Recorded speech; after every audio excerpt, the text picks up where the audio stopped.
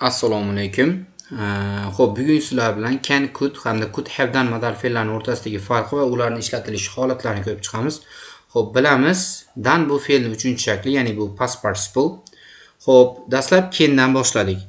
Demak, grammatik jihatdan to'g'ri gap tuzish uchun albatta biz buni birinchi formulasini ko'rib chiqishimiz kerak. Xo'p, birinchi subject ega, undan keyin can va undan keyin base verb, ya'ni asosiy fe'l. Xo'p, demak, bitta narsani eslatib o'tay. Can modal fe'lidan keyin keladigan asosiy fe'l hech qachon to bilan kelmaydi. Masalan, mana to work xuddi shu shaklda kelmaydi, ya'ni shu holatda ishlatilmaydi. Ya'ni qanday ishlatiladi? Can go yoki can do yoki can see xuddi shu holatda keladi. Xo'p, endi can demak bir necha holatlarni ifodalash uchun ishlatiladi. Demak, ulardan birinchisi hozirgi zamondagi qobiliyat.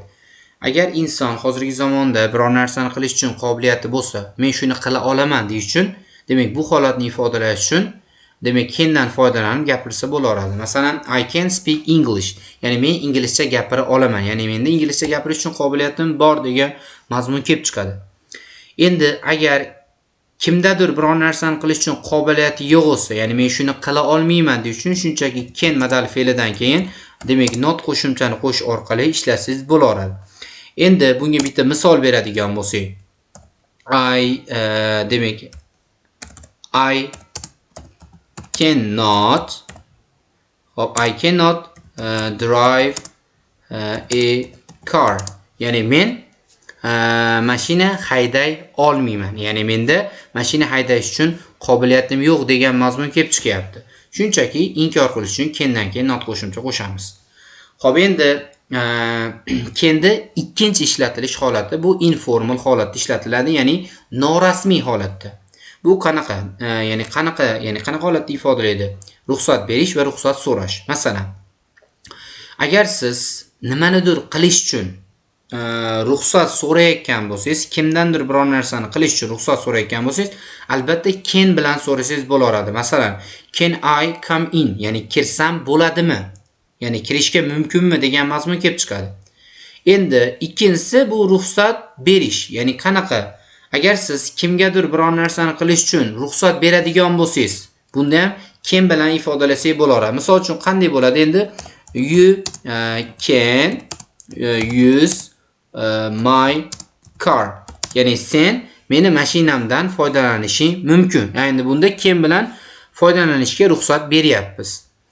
Endi oxirgi holatda, ya'ni 3-holatda imkoniyat va ehtimol deyapti. Masalan, agar hozirgi zamonda va kelasi zamonda biror narsani sodir bo'lishga ehtimoli bo'lsa, bo'lishi mumkin deyish uchun biz candan foydalanib ishlatsak bo'laveradi. Masalan, it can be dangerous, ya'ni xavfli bo'lishi mumkin. Xavfli bo'lish ehtimoli bor degan mazmun kelib chiqadi. Endi bunga yana bitta misol beradigan bo'lsak, hop, demak she can get demak C1, ya'ni u C1 olishi mumkin, C1 olish ehtimoli baland degan mazmun kelib chiqadi. Demak, can xuddi shu 3 holatni ifodalaydi. Endi ikkinchi modal fe'l bu could. Demak, buni ham birinchi formulasini ko'rib chiqamiz. Subject, undan keyin could, undan keyin base verb, asosiy fe'l. Demak, coulddan keyin keladigan asosiy fe'l ham hech qachon to olmaydi. Could go, could help xuddi shu shaklda ishlatiladi. Endi buni ishlatilish holatlari. Xo'p, demak, birinchisi o'tmishda qobiliyat deyapti, ya'ni general ability. Ya'ni masalan, agar inson hozirgi zamonda biror narsani qila olaman deyish uchun candan foydalanadi dedik. Endi agar inson o'tgan zamonda biror narsani men qila olardim deyish uchun endi coulddan foydalanadi. Masalan, when I was young I could run fast. Ya'ni yoshligimda tez yugura olardim. Ya'ni yugurish uchun menda qobiliyatim bor edi degan mazmun kelib chiqadi. Endi bunda ham bu gapimizni shunchaki inkor qilish uchun, ya'ni men qila olmasdim deyish uchun, demak, shunchaki coulddan keyin not qo'shimchani qo'shib qo'yadigan bo'lsak, qila olmayman, ya'ni inkor ma'noni ifodalaydi. Endi keyingisi ikkinchi holati.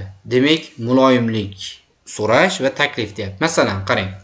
Agar siz hozirgi zamonda biror narsani muloyimlik bilan so'raydigan bo'lsangiz, bu holatda demak coulddan foydalanib ishlatsangiz bo'laveradi. Ya'ni could hozirgi zamonda ishlatiladi, asosan nimanidir xushmuomalalik bilan so'rash uchun. Masalan, Could you help me please? Iltimos menga yordam bera olasizmi? Ya'ni bunda demak asosan xushmuomalalik ma'noni ifodalayapti. Bu holatda can'dan asosiy farqi could, ya'ni rasmiyroq va xushmuomalaroq ma'noni ifodalaydi. Endi could'ni 3-holati. 3-holati demak bu ham ehtimol. Xuddi keyingi o'xshab bu ham hozirgi zamonda va kelasi zamonda sodir bo'lish mumkin bo'lgan ish harakatini ifodalash uchun ishlatiladi could ham. Faqat can'dan farqi could'da berilgan ish harakatda sodir bo'lishi aniqroq bo'ladi. Ya'ni sodir bo'lishi aniq, ehtimoli baland bo'ladi. Masalan, it could rain today. Ya'ni bugun yomg'ir yog'ishi mumkin. Ya'ni yomg'ir yog'ish ehtimoli bor degan mazmunda keladi. Shu bilan demak could ham shu 3 ta holatda ifodalanadi xolos. Endi keyingi modal fe'limiz bu could have done. Dan aytdik, bu fe'lni 3i. Agar u to'g'ri fe'l bo'lsa, albatta unga id qo'shiladi. Demak, buni ham birinchi formulasini ko'rib chiqamiz. Subject ega, undan keyin could have va verb 3, ya'ni past participle. Xo'p, bu qanday tuziladi? Could have gone yoki could have helped. Xuddi shu holatda tuziladi. Endi buni ham ishlatilish holatlarini ko'rib chiqamiz. Birinchisi, o'tmishda bo'lishi mumkin edi, lekin bo'lmadi. Ya'ni bu nima degani? Masalan, agar kimdadir o'tgan zamonda biror narsani qilish uchun qobiliyati, imkoniyati bo'lib turib, lekin undan foydalanmagan bo'lsa, demak buni ifodalash uchun could have done'dan foydalanib o'sha holatni ifodalasa bo'ladi. Bunda tarjimasi qanday bo'ladi? Men shuni qila olardim, lekin qilmadim degan mazmun kelib chiqadi. Masalan, I could have passed the exam but I didn't study. Ya'ni men imtihondan o'ta olardim, lekin o'qimadim deyapti. Misol uchun, imtihondan o'tishda menda qobiliyatim, imkoniyatim bor edi, lekin men unga tayyorlanmadim, men unga o'qimadim degan mazmun kelib chiqadi. Xo'p, endi ikkinchi holati tanqid va demak afsus. Masalan, o'tgan zamonda biror ish harakatga nisbatan tanqid yoki afsusni ifodalash uchun biz could have dan foydalanamiz. Masalan, you could have told me earlier. Ya'ni avvalroq aytsang, ya'ni aytishing mumkin edi-ku, ya'ni ertaroq aytsang bo'lardi-ku degan mazmun kelib chiqadi. Endi bunda demak bu gapdan demak biz nimagadir nisbatan tanqidni yoki afsusni ifodalayotganimizni ko'rsatyapti. Xo'p, endi 3-holati. Demak, qarang, 3-holati. Masalan, hozirgi zamonda va kelasi zamonda sodir bo'ladigan ish harakatni, ya'ni ehtimoli bor ish harakatni ifodalash uchun biz demak can'dan hamda could'dan foydalandik. Endi qarang, o'tgan zamondagi ehtimoldagi ish harakatni ifodalash uchun biz endi could have dan foydalanamiz. Masalan, he could have forgotten about the meeting.